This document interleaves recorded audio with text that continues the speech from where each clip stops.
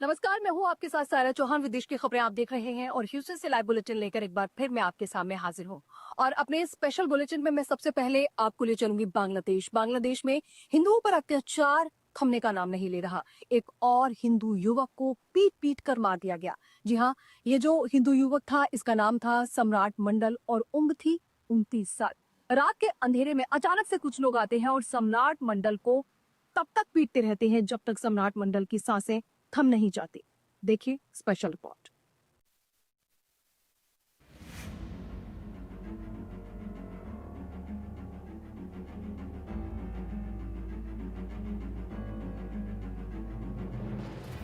बांग्लादेश में हिंदुओं पर बर्बरता, कट्टरपंथियों की भीड़ ने की हत्या, भरे बाजार में पीट पीट कर ली गई जान।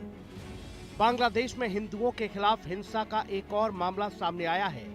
दीपू चंद दास के बाद अब अमृत मंडल उर्फ सम्राट की भी भीड़ ने पीट पीट कर हत्या कर दी है। अमृत की उम्र 29 साल थी। घटना राजबाड़ी जिले में बुधवार रात हुई। पांगसा मॉडल पुलिस स्टेशन ने इसकी पुष्टि की है।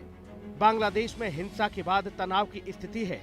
वहीं हिंदुओं पर अत्याचार और हाल ही में हिंदू युवक दीपू दास की हत्या पर जगत गुरु स्वामी रामभद्राचार्य ने कड़ी प्रतिक्रिया दी है। उन्होंने कहा कि इसका कड़ा विरोध होना चाहिए। सभी हिंदुओं को एकजुट होकर इसका सामना करना चाहिए। इसकी कठोर प्रतिक्रिया होनी चाहिए और सब हिंदुओं को मिलकर इसका सामना करना चाहिए। ये कब तक जारी रहेगा महाराज जी? कैसा? वो इतनी नीच कौम है कि उसके लिए कुछ कहा ही नहीं जा सकता। अब प्रतिकार के अतिरिक्त कोई विकल्प हमारे यहाँ नहीं है। वो तो सब कुछ भूल जाते हैं और हमको अब शांत होकर नहीं बैठना चाहिए। सभी हिंदुओं को इकट्ठा होकर इस अत्याचार का बर्बरतापूर्वक बदला लेना चाहिए। बागेश्वर धाम सरकार आचार्य धीरेन्द्र कृष्ण शास्त्री देश को हिंदू राष्ट्र बनाने के संकल्प को लेकर लगातार यात्राएं कर रहे हैं। उनका साफ कहना है कि जब तक भारत हिंदू राष्ट्र घोषित नहीं हो जाता है, उनकी यात्रा जारी रहेगी। इस बीच छत्तीसगढ़ के रायपुर में धीरेन्द्र शास्त्री ने मीडिया से बात करते हुए कहा कि बांग्लादेश में हिंदुओं की क्या स्थिति है, वहाँ हिंदुओं के साथ क्या क्या हो रहा है, ये पूरी दुनिया को पता है। यही कहेंगे, हम भारत में केवल एक संदेशा देना चाहते हैं कि यदि बांग्लादेश जैसी स्थिति आप अपने भारत में नहीं देखना चाहते तो यही समय है, सही समय है। अभी नहीं तो कभी नहीं। यदि हिंदू एक आज नहीं हुआ, हिंदू एकजुट नहीं हुआ, तो वो दिन दूर नहीं जब भारत के और छत्तीसगढ़ के चौराहों पर ऐसा जो बांग्लादेश में हुआ वो देखा ना जाए। कांकेर की स्थिति पर भी हम कहना चाहेंगे, जो हुआ अच्छा नहीं हुआ, पर हिंदुओं ने एकता दिखाई, उसके लिए समस्त हिंदुओं को साधुवाद, धन्यवाद। पूरे छत्तीसगढ़ में शांति हो, छत्तीसगढ़ में उन्नति हो, भारत विश्व गुरु बने। और जब तक भारत हिंदू राष्ट्र नहीं हो जाएगा, हम यात्राएं करते रहेंगे। छत्तीसगढ़ की यात्रा उधार है। इन सब के बीच ऑल इंडिया इमाम एसोसिएशन के अध्यक्ष मौलाना साजिद रशीदी ने बांग्लादेश में हिंदुओं पर हो रहे हमलों पर विवादित बयान दिया है। उन्होंने कहा कि 10-12 हिंदुओं की हत्या को टारगेट किलिंग या जनसंहार नहीं कहा जा सकता है।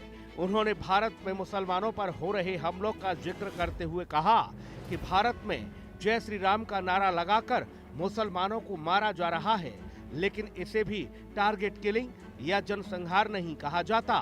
उन्होंने बांग्लादेश में हिंदुओं के खिलाफ हो रहे हमलों को रोजगार और महंगाई के विरोध के रूप में बताया।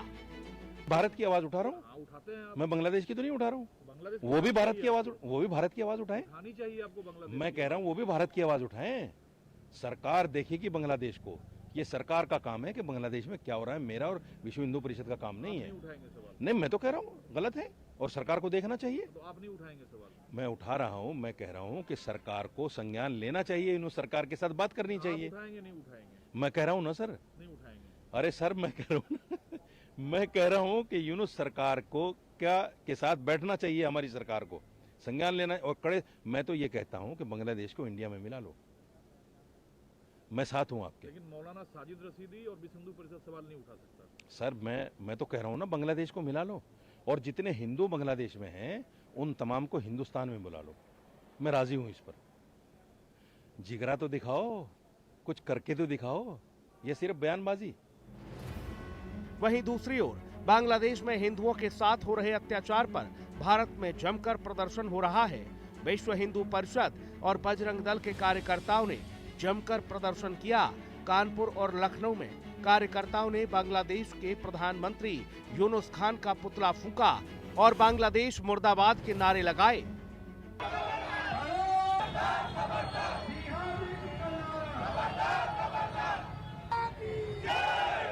असल में प्रदर्शनकारियों का कहना है कि बांग्लादेश में लगातार सनातनी हिंदुओं को निशाना बनाया जा रहा है। उनके घरों और कॉलोनियों पर हमले हो रहे हैं। निर्दोष लोगों की हत्याएं की जा रही हैं। संगठनों ने हालिया घटनाओं का जिक्र करते हुए कहा कि एक हिंदू युवक को पहले बेरहमी से पीटा गया, फिर जिंदा जला दिया गया। ये मानवता को शर्मसार करने वाली घटना है। प्रदर्शनकारियों ने भारत सरकार से बांग्लादेश के खिलाफ सख्त कार्रवाई की मांग की है। ब्यूरो रिपोर्ट, हिंदी खबर। बांग्लादेश की राजनीति में 25 दिसंबर 2025 का दिन ऐतिहासिक बन गया, जब पूर्व प्रधानमंत्री खालिदा जिया के बेटे और बीएनपी के कार्यवाहक अध्यक्ष तारिक अनवर 17 सालों के निर्वासन के बाद बांग्लादेश वापस लौटा।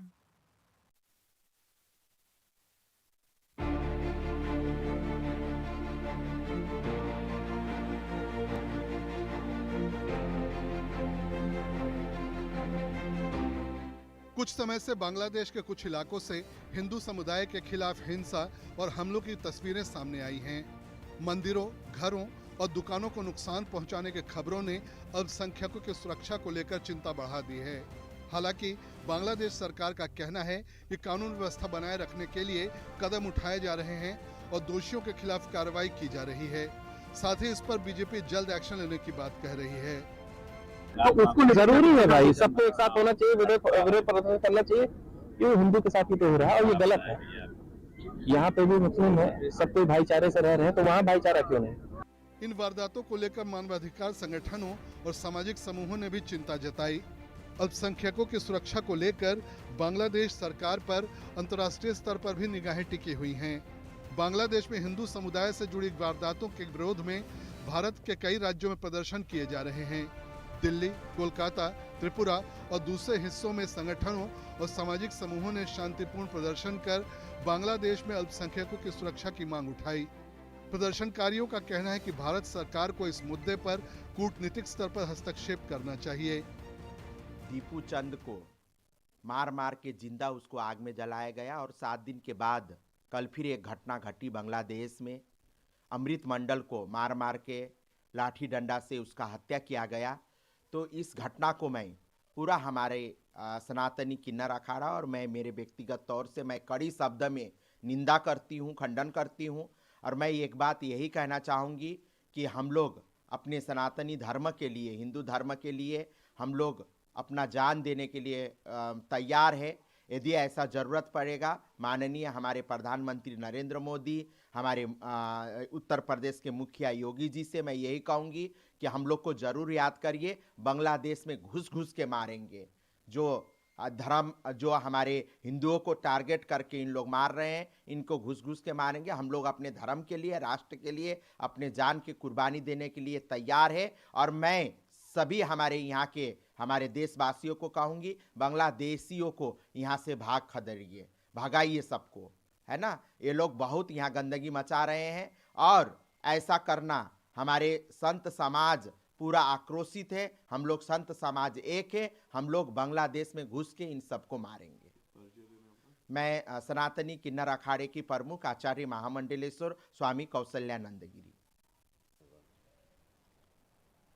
इस देश का यही सबसे बड़ा दुर्भाग्य है, जहां हमारे ऋषियों महर्षियों ने ये व्याख्या किया, हिंदू माने हिंसा से दूर रहने वाला। बहुत ही चिंता का तो है ही है। वहाँ कैसे रह रहे होंगे वहाँ के हिंदू, कितना भय होगा उनके अंदर। तो बस यही है कि वो एकजुटता वहाँ पर बना के रखे और भारत सरकार से ये अनुरोध है कि वो जो भी संभव कदम हो उनकी रक्षा के लिए वो भारत सरकार उठाए। क्योंकि हमारी विदेश नीति और हमारी सरकार की विदेश नीति और सरकार और इसकी कूटनीतियाँ वो सब मिल करके तब जा कर के वहाँ संभव हो पाएगा। क्योंकि आम आदमी यहाँ तो हम फिक्र कर सकते हैं, चिंता कर सकते हैं, उनके लिए प्रार्थनाएं कर सकते हैं। भारत सरकार की ओर से अब तक आधिकारिक स्तर पर संतुलित रुख अपनाया गया है। विदेश मंत्रालय के जरिए हालात पर नजर रखे जाने और कूटनीतिक माध्यमों से चिंता जताने की बात कही गई है। देखिए, हमारे सब देशवासियों को बिल्कुल इस पे एक मत रखना चाहिए, बहुत जबरदस्त विरोध प्रकट करना चाहिए, नाराजगी जतानी चाहिए। सरकार भी बहुत संवेदनशील है, इस मुद्दे पे ध्यान रखे हुए है। पूरे वर्ल्ड के स्तर पे पूरा दबाव बना करके समय आने पे सब चीजें ठीक की जाएंगी। पर जो हमारे देश के अंदर कुछ राजनीतिक पार्टियां हैं, इस पे राजनीति ना करें, उन सबको इकट्ठे एक होकर के हमको विरोध दर्ज कराना चाहिए। इस बीच बांग्लादेश की राजनीति में एक और बड़ा घटनाक्रम सामने आया है। 17 साल बाद तारिक की सक्रिय राजनीति में वापसी ने सियासी हलकों में हलचल बढ़ा दी है। पूर्व मुख्यमंत्री और कट्टरपंथी बेगम खालिदा जिया के बेटे तारिक की वापसी विपक्ष को नई ऊर्जा मिल सकती है और आगामी चुनाव से पहले राजनीतिक समीकरण बदल सकते हैं। यह तो कहना उचित नहीं है, लेकिन जिस तरह का माहौल इस समय है बांग्लादेश में और जिस तरह से बड़ा स्वागत हो रहा है उनके लौटने पर होने वाला है, तो और जो ताकतें नियंत्रण कर रही हैं वो हैं अतिवादी हैं, फंडामेंटलिस्ट हैं। तो अभी ऐसा नहीं कहा जा सकता, वो तो चुनाव के बाद ही कहा जा सकता है। तारिक की वापसी से सत्तारूढ़ दल और विपक्ष के बीच टकराव और तेज होने का अनुमान है। साथ ही अल्पसंख्यकों का मुद्दा भी एक बार फिर राजनीति के केंद्र में आ सकता है। एक ही बात है कि बांग्लादेश इस समय इस्लामिक जिहादियों, अतिवादियों और पाकिस्तान के चंगुल में जाता हुआ दिख रहा है। सीधा सीधा जिस तरह से वहाँ की जो सरकार है वो जिहादियों की पपेट बन करके काम कर रही है और जिस प्रकार का राजनीतिक घटनाक्रम बदल रहा है तेज गति के साथ में, और जिस प्रकार से आम चुनावों के आने से पहले ही हिंसा की और भयंकर सुगबुगाहट नजर आ रही है, वो संपूर्ण विश्व के लिए एक बड़ी चेतावनी भी है। मुझे लगता है कि इस समय यूएन को इंटरवीन करना चाहिए। Immediate intervention is required from the United Nations. दूसरी बात यह कि जो यूएनएचआरसी है वो आखिरकार किस लिए बना था, मुझे समझ में नहीं आता कि आखिरकार ये जो United Nations high commission for human rights, जिसका नाम ही ह्यूमन राइट है, वो ह्यूमन राइट के वायलेशन के मामले में चुप क्यों रहता है। जब ह्यूमन राइट हिंदुओं के वायलेट होते हैं तो पर्टिकुलरली यही बात है। अगर कहीं क्रिश्चियन माइनॉरिटी के कोई ह्यूमन राइट वायलेशन होते हैं, किसी और को होते हैं, मुसलमान के ऊपर कोई छोटी सी बात आती है तो उसके बाद चिल्लाने लग जाते हैं। लेकिन क्या इंटरनेशनल ह्यूमन राइट अथॉरिटीज ने क्या कोई एक नोटिस भी इशू किया है कि बांग्लादेश को? कुल मिलाकर बांग्लादेश में अल्पसंख्यकों की सुरक्षा, भारत में हो रहे विरोध और तारिक की वापसी, तीनों मुद्दे आने वाले दिनों में क्षेत्रीय रणनीति को प्रभावित कर सकते हैं। ब्यूरो रिपोर्ट, हिंदी खबर। और यह खबर भी बांग्लादेश से ही है। बांग्लादेश की राजधानी ढाका में बम ब्लास्ट हुआ। पुलिस के मुताबिक माग बाजार इलाके में बदमाशों ने फ्लाईओवर से पेट्रोल बम फेंका, जिसकी वजह से एक शख्स की मौत हो गई। बांग्लादेश की राजधानी ढाका में एक बम धमाका हुआ है। इस धमाके में एक शख्स के मारे जाने की खबर सामने आई है। यह धमाका ढाका के मोग बाजार में हुआ है। कुछ उपद्रवियों ने बम फेंका। इस घटना में एक लड़के की मौत हो गई है, वहीं कई लोग गंभीर रूप से घायल हुए हैं। मारे गए शख्स का नाम सियाम है। यह धमाका 24 दिसंबर की शाम को मोग बाजार स्वतंत्रता सेनानी स्मारक के सामने फ्लाईओवर के नीचे हुआ है। बांग्लादेश में बीएनपी के तारिक रहमान की वापसी से एक दिन पहले यह एक बड़ी घटना घटी है। प्रत्यक्षदर्शियों का कहना है कि शाम को फ्लाईओवर के ऊपर से बम फेंका गया था। बम फटने पर सियाम गंभीर रूप से घायल हो गया था। उसको बाद में खून से लथपथ हालात में वहां पर पड़ा देखा गया। कुछ ही देर में उसने दम तोड़ दिया। मृतक के परिजनों ने बताया कि सियाम एक निजी कारखाने में काम करता था। घटना के समय भी वह उसी इलाके में रह रहा था। और अब खबर अमेरिका से, जो कि बेहद संवेदनशील है। दरअसल अमेरिका के राष्ट्रपति डोनाल्ड ट्रंप की एक पुरानी तस्वीर यौन अपराधी जेफरी एप्स्टीन के साथ नजर आ रही थी और वो तस्वीर सरकारी वेबसाइट्स पर अपलोड थी, लेकिन अब वहां से उस तस्वीर को गायब कर दिया गया है और इसी के साथ साथ 16 ऐसी फाइल हैं जिनको हटा दिया गया है, रिमूव कर दिया गया है। देखिए स्पेशल रिपोर्ट। डोनाल्ड ट्रंप और कुख्यात यौन अपराधी जेफरी एप्स्टीन से जुड़ा मामला एक बार फिर से चर्चाओं में है। रिपोर्ट्स के अनुसार ट्रंप की एक पुरानी तस्वीर जिसमें उनके साथ मेलानिया ट्रंप भी नजर आ रही थी, अब सरकारी वेबसाइट से हटा दी गई है। बताया जा रहा है कि एपिस्टीन से जुड़ी कुल 16 फाइलें सरकारी वेबसाइट से अचानक गायब हो गई हैं, जिसके बाद राजनीतिक और मीडिया हलकों में सवाल उठने लगे हैं। हालांकि अब तक यह साफ नहीं हो पाया है कि फाइलें हटाने का फैसला किसके निर्देश पर लिया गया और इसके पीछे क्या वजह रही। ट्रंप और उनके सहयोगियों की ओर से इस मुद्दे पर फिलहाल कोई आधिकारिक प्रतिक्रिया सामने नहीं आई है। वहीं इस घटनाक्रम ने सरकारी पारदर्शिता और रिकॉर्ड प्रबंधन को लेकर के एक बार फिर नई बहस छेड़ दी है। आगे बढ़ते हैं। भारत और अमेरिका के बीच व्यापार वार्ता में एक नया मोड़ आया है और आखिरकार भारत ने अपना ऑफर अमेरिका को भेज दिया है। अमेरिका ने जो 50% टैरिफ भारत पर लगाया था उसको कम करने की बात कही है भारत ने। जी हाँ, जो टैरिफ था उसे 50% से घटाकर 15% करने की बात कही है और वहीं जो रूसी तेल लेने की वजह से 25% टैरिफ अतिरिक्त लगाया था उसको पूरी तरीके से हटाने की बात कही है। भारत और अमेरिका के बीच ये जो व्यापार वार्ता है ये बेहद अहम है। देखिए स्पेशल रिपोर्ट। भारत ने अमेरिका के सामने ट्रेड वार्ता में अपना आखिरी प्रस्ताव रख दिया है। भारत चाहता है कि उस पर लगाए गए कुल 50% टैरिफ को घटाकर 15% किया जाए और रूस से कच्चा तेल खरीदने पर जो एक्स्ट्रा 25% पेनाल्टी लगाई गई है उसे पूरी तरीके से खत्म किया जाए। दोनों देशों के बीच चल रही इस वार्ता से नए साल में कोई ठोस फैसला निकलने की उम्मीद है। दोनों देशों के बीच एक व्यापक द्विपक्षीय व्यापार समझौते BTA पर बातचीत चल रही है। वाणिज्य सचिव राजेश अग्रवाल का कहना है कि समझौते पर जल्द सहमति बन सकती है। हालांकि उन्होंने कोई तय समय सीमा नहीं बताई। इस हफ्ते भारत और अमेरिका की व्यापार टीमों के बीच दिल्ली में बैठक हुई। बातचीत 2 मुद्दों पर हो रही है। पहला एक बड़े और स्थायी व्यापार समझौते पर और दूसरा अमेरिका की तरफ से भारत पर लगाए गए 50% टैरिफ को हटाने या कम करने के लिए एक फ्रेमवर्क समझौते पर। ब्यूरो रिपोर्ट, हिंदी खबर। आगे बढ़ते हैं। वहीं अमेरिका ने गुरुवार रात नाइजीरिया में आतंकी संगठन ISIS के ठिकानों पर एयर स्ट्राइक की। अमेरिका के राष्ट्रपति डोनाल्ड ट्रंप का कहना है कि ISIS ईसाइयों को निशाना बनाकर उनको बेरहमी से मार रहा है। डोनाल्ड ट्रंप ने इस बात की जानकारी सोशल मीडिया पोस्ट के जरिए दी। अमेरिका ने नाइजीरिया के उत्तर पश्चिमी क्षेत्र में ISIS के आतंकवादी ठिकानों पर बड़े पैमाने पर हवाई हमला किया है। हमले को लेकर नाइजीरिया सरकार ने अपना आधिकारिक बयान जारी किया। सरकार ने कहा कि आतंकवाद और हिंसक उग्रवाद से निपटने के लिए वो अमेरिका समेत दूसरे अंतर्राष्ट्रीय साझेदारों के साथ लगातार सुरक्षा और खुफिया सहयोग कर रहा है। इसी सहयोग के तहत नॉर्थ वेस्ट नाइजीरिया में आतंकवादी ठिकानों पर एयर स्ट्राइक के जरिए सटीक निशाना साधा गया। विदेश मंत्रालय ने बताया कि यह सहयोग अंतर्राष्ट्रीय नियमों और द्विपक्षीय समझौतों के तहत हो रहा है। इसमें खुफिया जानकारी का आदान प्रदान, रणनीतिक समन्वय और दूसरे आवश्यक समर्थन शामिल हैं। ये सभी गतिविधियां अंतर्राष्ट्रीय कानून, संप्रभुता के सम्मान और क्षेत्रीय और वैश्विक सुरक्षा के साझा प्रतिबद्धताओं के अनुसार की जा रही है। नाइजीरिया सरकार ने दोहराया कि सभी आतंकवाद विरोधी प्रयासों का उद्देश्य नागरिकों की सुरक्षा, राष्ट्रीय एकता की रक्षा और सभी नागरिकों के अधिकार और गरिमा का संरक्षण करना है। और अब खबर कनाडा से। कनाडा की यूनिवर्सिटी ऑफ टोरंटो में भारतीय मूल के छात्र की हत्या कर दी गई। जी हाँ, इस छात्र का नाम शिवांग अवस्थी था और उम्र थी 20 साल। गोली मारकर इस छात्र की हत्या कर दी गई। आपको बता दें कि इस साल 2025 में ये 41वीं ऐसी हत्या है जिसे अंजाम दिया गया है। घटना क्योंकि कैंपस के पास हुई है, उसके बाद से ही छात्रों के अंदर डर का माहौल है। देखिए स्पेशल रिपोर्ट। कनाडा की यूनिवर्सिटी ऑफ टोरंटो के पास भारतीय मूल के 20 वर्षीय छात्र शिवांग अवस्थी की गोली मारकर के हत्या कर दी गई। यह टोरंटो में 2025 की 41वीं हत्या है। यह घटना कैंपस के पास होने से छात्रों में डर का माहौल है और यूनिवर्सिटी ने भी सुरक्षा अलर्ट जारी कर दिया है।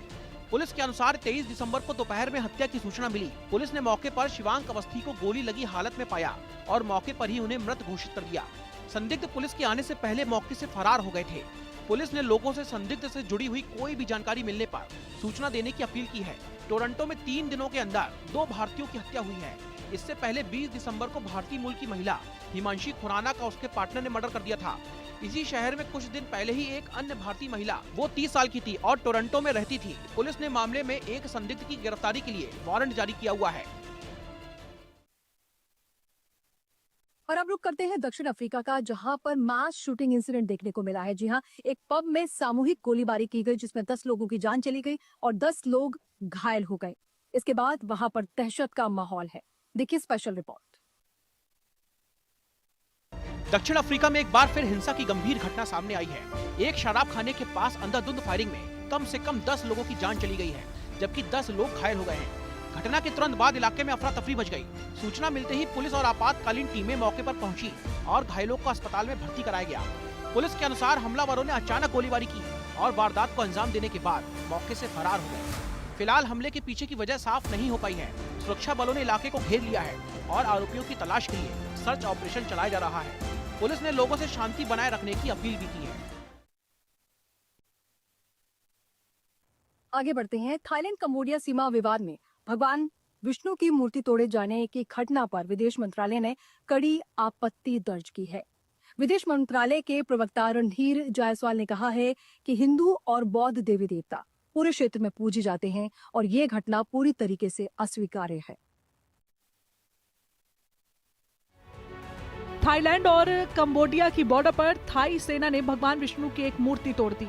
ऐसे में एक रिपोर्ट के मुताबिक थाई सैनिकों ने बुलडोजर चलाकर मूर्ति को गिरा दिया। घटना सोमवार 22 दिसंबर की बताई जा रही है। कंबोडिया ने इसे लेकर नाराजगी जताते हुए कहा कि मूर्ति उसके इलाके में थी, जिसे थाईलैंड ने अवैध तरीके से गिरा दिया। मूर्ति की ऊंचाई 30 फीट बताई जा रही है। कंबोडिया के प्रिहविहार प्रांत के सरकारी प्रवक्ता किम चान पन्हा ने कहा कि इस मूर्ति को 2014 में थाईलैंड की सीमा से करीब 100 मीटर दूर बनाया था। भारत ने मूर्ति तोड़े जाने की खबरों पर चिंता जताई। ऐसे में विदेश मंत्रालय के प्रवक्ता रणधीर जायसवाल ने कहा कि धार्मिक प्रतीकों का अपमान दुनिया भर के श्रद्धालुओं की भावनाओं को आहत करता है और ऐसे काम नहीं होने चाहिए। ब्यूरो रिपोर्ट, हिंदी खबर। और अब बात रूस और ब्रिटेन की, जहां रूस ने क्रिसमस यानी 25 दिसंबर के दिन ब्रिटेन की उत्तरी सीमा में Tu-95 MS बम वर्षक विमान उड़ा दिए, जो कि परमाणु हथियार ले जाने में सक्षम है। और इसके बाद नेटो हरकत में आ गया है और साथ ही अब रूस और ब्रिटेन के बीच टेंशन साफ नजर आ रही है। देखिए स्पेशल रिपोर्ट। धरती के सबसे ठंडे इलाकों में शामिल रूस का याकुतिया क्षेत्र इस वक्त भीषण ठंड की चपेट में है। यहाँ पर तापमान -56 डिग्री सेल्सियस तक पहुँच गया है, जिसे धरती पर दर्ज सबसे कम तापमानों में से एक माना जा रहा है। याकुतिया, जिसे दुनिया का सबसे ठंडा आबादी वाला इलाका कहा जाता है, वहाँ की सर्दी ने एक बार फिर से जीवन को पूरी तरीके से थाम लिया है। मौसम विभाग की चेतावनी है कि आने वाले दिनों में तापमान -60 डिग्री सेल्सियस तक भी गिर सकता है। भीषण ठंड के कारण स्कूल बंद कर दिए गए हैं, वाहनों के इंजन जम रहे हैं और खुले में कुछ ही मिनट तक रहना जानलेवा साबित हो सकता है। यहाँ पर सांस से निकलने वाली भाप भी तुरंत बर्फ में तब्दील हो जाती है। स्थानीय प्रशासन ने लोगों को बिना जरूरत घर से बाहर न निकलने की सलाह दी है। रिहायशी इलाकों में हीटर और फायर सिस्टम लगातार चल रहे हैं, जबकि बिजली और गैस सप्लाई बनाए रखना प्रशासन के लिए एक बड़ी चुनौती बन गया है। विशेषज्ञों के मुताबिक याकुतिया में इतनी कड़ाके की ठंड इस क्षेत्र की भौगोलिक स्थिति और साइबेरियाई हवाओं की वजह से होती है। यहाँ पर सर्दियों में सूरज की रोशनी भी बेहद कम समय के लिए मिलती है, जिससे ठंड और भी ज्यादा घातक हो जाती है। और अब मैं आपको लिए चलूंगी अमेरिका के शिकागो। यहाँ पर यूनाइटेड क्रिश्चियन कल्चर एसोसिएशन ने क्रिसमस नाइट का ग्रैंड आयोजन किया, जिसमें बड़ी संख्या में लोग पहुंचे हुए थे। यहाँ तकरीबन 250 से ज्यादा लोग यहाँ पर पहुंचे। जो कार्यक्रम है वो यहाँ पर किए गए। मंच पर कई कार्यक्रम प्रस्तुत किए बच्चों ने, बड़ों ने, और इस खास कार्यक्रम को कवर किया है हमारी सहयोगी वंदना छिंगल ने।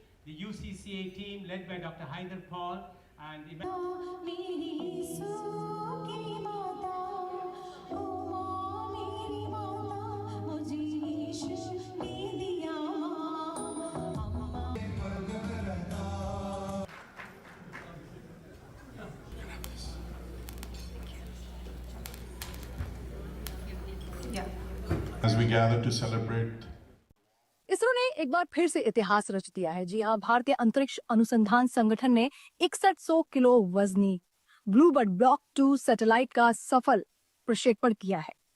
आपको बता दें कि ये जो मिशन है बेहद सक्सेसफुल रहा है और इसके जरिए उन इलाकों में इंटरनेट और मोबाइल की सुविधा पहुंच पाएगी जहां पर अब तक नहीं पहुंच पाई थी।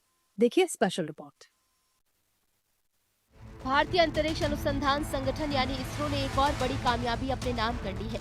इसरो ने 6100 किलोग्राम वजनी ब्लूबर्ड ब्लॉक 2 सैटेलाइट को सफलतापूर्वक लॉन्च किया। ये सैटेलाइट अगली पीढ़ी की संचार तकनीक से लैस है। जो इंटरनेट और मोबाइल कनेक्टिविटी की दुनिया में बड़ा बदलाव लाने वाला माना जा रहा है। ये mission new space India limited यानी कि NSIL और अमेरिका की AST स्पेस मोबाइल के बीच हुए समझौते के तहत लॉन्च किया गया है।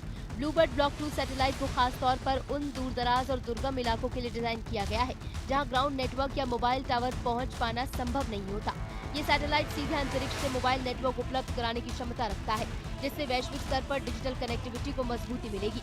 इस सफल लॉन्च पर प्रधानमंत्री नरेंद्र मोदी ने सोशल मीडिया के जरिए इसरो के वैज्ञानिकों और पूरी टीम को बधाई देते हुए कहा कि मिशन भारत की तकनीक क्षमता और अंतरिक्ष क्षेत्र में बढ़ती ताकत का प्रतीक है। ह्यूस्टन से लाइव बुलेटिन में बस इतना ही। अगले शनिवार ठीक 5 बजे एक बार फिर आपसे मुलाकात हो जाएगी। विदेश की तमाम बड़ी खबरें समेट कर एक बार फिर मैं आपके सामने लेकर आ जाऊंगी। तब तक आप रखें अपना ख्याल और देखते रहें हिंदी खबर। नमस्कार।